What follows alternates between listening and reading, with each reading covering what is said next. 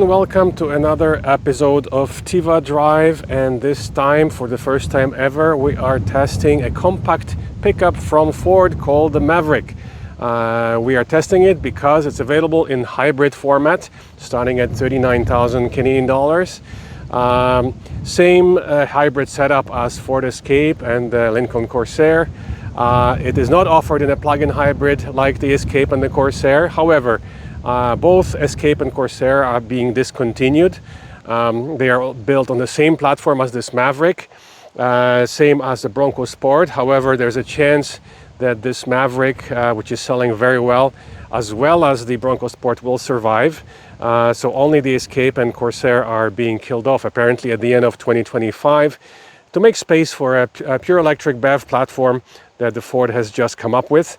The factory in Kentucky will be retooled during the 2026, and the new pure electric compact pickup and crossover will be launched in 2027, hopefully revealed next year. So let us show you this compact pickup. As we mentioned, it starts at 39 grand. This one has a few grand worth of options, as usual with press cars. Then unusual thing is that there's no mention of this being a hybrid. Just says the XLT, which is the mid-range. There's other high-performance versions and base versions, so this is the mid-range hybrid. No mention of it being hybrid. So let's walk from the front. Black grille, standard LED lights. They are part bulbs, regular incandescent bulbs, part LEDs. Same in the back. When we walk around the back, it looks like in some of the other upscale versions there might be fog lamps. Here they are not present. Just a steel roof. Again, glass roof available in higher up versions of the car. Here is the bed. We're gonna measure it and post it on Facebook for you. Actually, I'm about to transport. I already transported a lot of stuff in it, including IKEA furniture, some garbage. Now another piece of furniture that's basically 4x4. So I'll have to measure it. I was supposed to do it, I forgot. So I'll post it on Facebook in terms of the actual measurements of the bed. It's not very big. The gate in the back is manual. It's fairly heavy, but not too difficult. A lot of straps, some power outlets, 2.7 kilowatts of power. Here it is. Here's the outlet. This is a 120 volts, and here's some other just a little storage area here on the right. You can have a spraying bed, some attachment points at the bottom and at the top. Same here. So 4 at the bottom, 4 at the top to strap your things in. I guess we could have done it with IKEA furniture, but we did not have the proper straps. That's the back of the car. There you go. And let us show you the inside. Now this is equipped also with a towing package.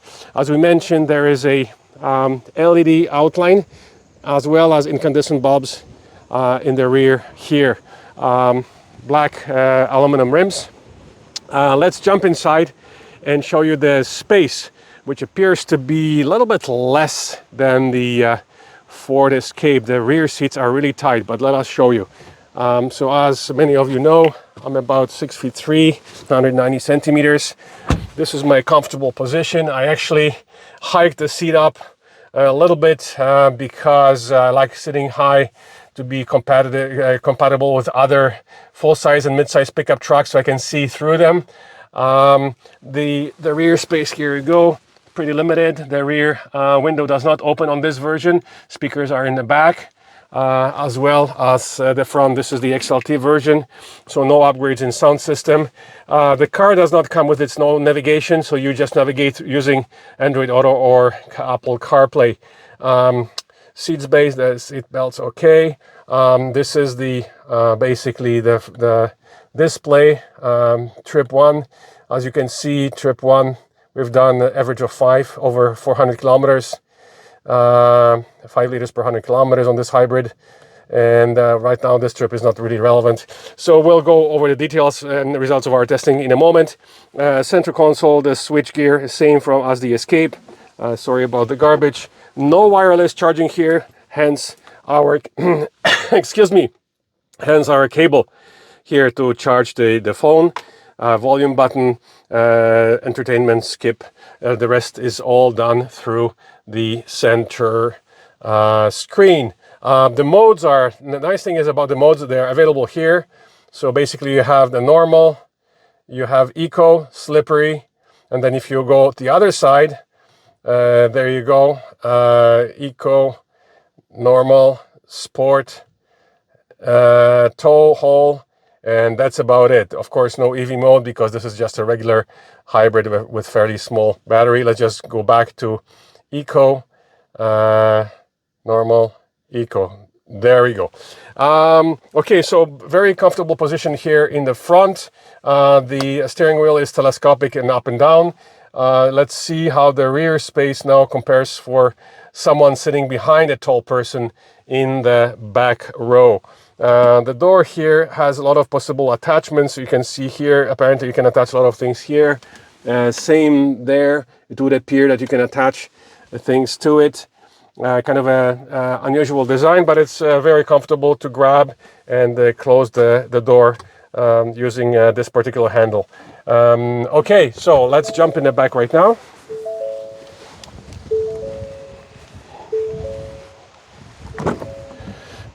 Here is the back seat. I have some of my junk here available. Let's just drop it over. As you can see, not a big amount of space. No sunroof here either. So we'll see how that figures into the legroom. Let me try and squeeze in here. So sitting behind a tall person, as you can see, not very comfortable. If you're sitting behind a driver that's not very tall, there's a chance you might be fairly comfortable. Of course, this being a pickup truck, the seat backs are pretty vertical. And again, as we mentioned, no opening window in the back here, and no sunroof. You can kind of see the outline of where the sunroof would be on the higher up versions. Okay, so that's about it. Let's jump in now and take you for a spin in this 2025 Ford Maverick pickup hybrid and tell you about the results of our highway and side road testing. Okay, so let's jump in now and take you for a spin and tell you all about the results of our testing.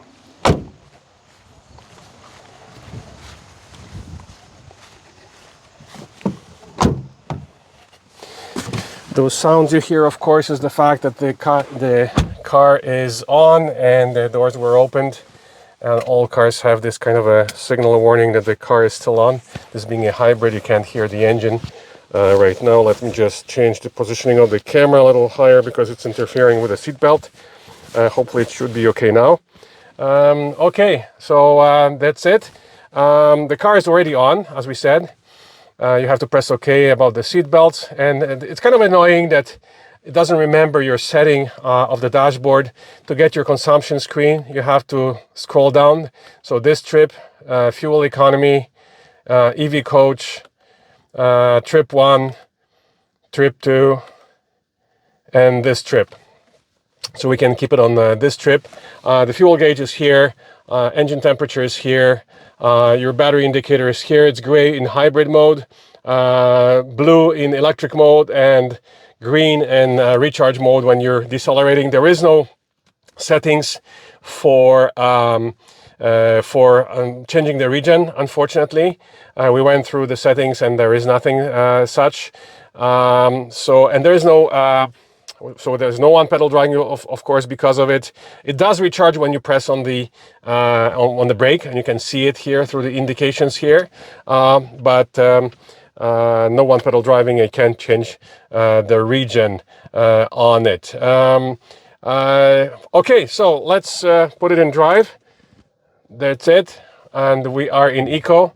Driving in hybrid, you will probably hear the engine turning on momentarily. Let's go for a quick local spin here. In terms of the actual car, this is the compact car. A lot of contractors will complain that this is not a real pickup truck, and because of the excuse me, the size of the bed in the back, limited space in the back row as well. Unless you're just transporting tools and stuff, you can lift of course, the lower part of the back seat to put your stuff in. But I found that it's when you lift it, you have actually less space for storage, strangely enough.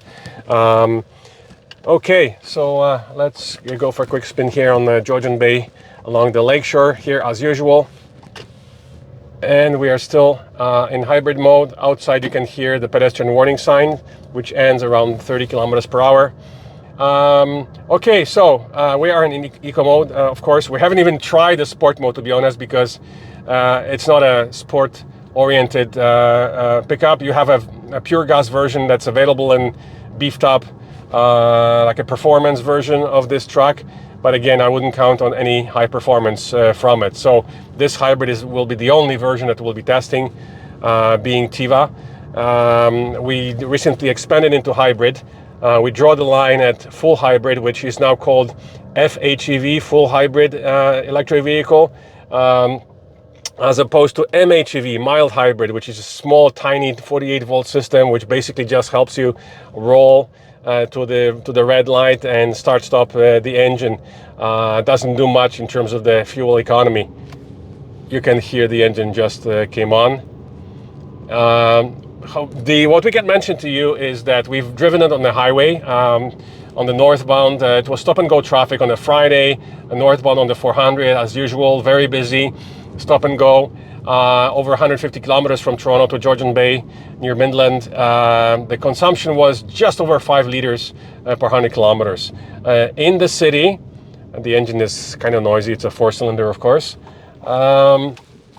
So in the city, we got a consumption as low as 4 liters per 100. So that's quite impressive. Even the 5 liters per 100 on the highway, it's quite impressive. But again, it wasn't real. We were not using the climate, and it was stop and go traffic pretty much all the way up, which produced quite a low consumption. So we expect that you should be able to probably stay under 6 in normal circumstances using climate, where being air conditioning or heat, driving normally on the highway, which is again not bad based on our experience with its cousins, the Escape and Corsair, and then those we tested only in plug-in hybrid versions. It's important to stress that with plug-in hybrids, it's important to keep plugging them in. Otherwise, the battery is just a dead weight, and the car actually uses more gas than a normal gas version because of the weight of the battery. Here, it's a very small, most likely around 1.5 kilowatt hours battery that's supplemented by the engine, the 4-cylinder engine. The total power, as with Escape and Corsair, it's around 260 horsepower, so nothing to write home about. But as a work vehicle, it has a commercial plate on the back of it, so it's supposed to be a kind of a work truck, and it's the most affordable one, starting at 39 grand, so substantially below the F-150. By the way, we'll be testing a hybrid version of the F-150 as well as the new Lightning, the latest version of the Lightning for 2025. So we'll report back on that. But this one here is quite affordable, starting at 39,000, which is basically, by the way, the same price as the Escape plug-in hybrid base price. So again, if you need a work truck, small pickup, this is probably the vehicle for you. But don't expect any miracles in terms of the interior space. The size of the bed is pretty limited, what you can transport, unless you open the gate, the rear gate, and strap your articles in. There is no mid gate here, of course, so it is pretty basic. These are cloth seats, pretty hard plastics all around. And you tell us if you think that the 39 grand for this hybrid Maverick is a reasonable price or not. And the unfortunate thing is that they are discontinuing the Escape and Corsair, the two cousins, which were quite affordable, and apparently now the only vehicle left will be the Bronco Sport, which is built on the same platform, but it's 10 grand more expensive than the Escape. So I'm not sure why they are doing that, because Escape was very successful. You see a lot of them on the road. Mavericks are quite successful as well. I don't have these sales numbers, but you see them on the road all the time, in the city as well as in the country. They're all over the place. So it's quite a successful little pickup truck. Okay, so that's about it for this quick review of the Ford Maverick hybrid. If you have any questions about this test, let us know. Quickly, we'll just mention that it does not have adaptive cruise in this XLT version, just regular cruise, and it doesn't have the auto steer, just a lane keep assist. So you can see the indication here. If I try and go over the yellow line, it doesn't work. It only works when you have the regular cruise on. You activate the cruise with a one-touch button here on the steering wheel. So let's just do it right now here on the left side of the steering wheel. It's on right now. Let's just pick it up a little bit to the posted speed limit. And in that case, when you have the cruise control on, the lane keep assist should kick you back into your lane. Not here in the city, perhaps. It's on the divided highways. We noticed that there is some lane keep assist functions here. It has the blind spot monitoring and all the basic stuff is there, but no adaptive cruise and no blue cruise here, perhaps available on more expensive versions of this car. Again, thanks for watching. Don't forget to press the subscribe button on our channel to be informed when the next video will be available. Lots more tests of pure electric, plug-in hybrid and hybrid cars coming to this channel very, very soon. And as usual, we have to thank our sponsor, Condos and Castles Realty Inc. You can find them at www.condosandcastles.com. Thank you for watching, and we'll see you at the next review.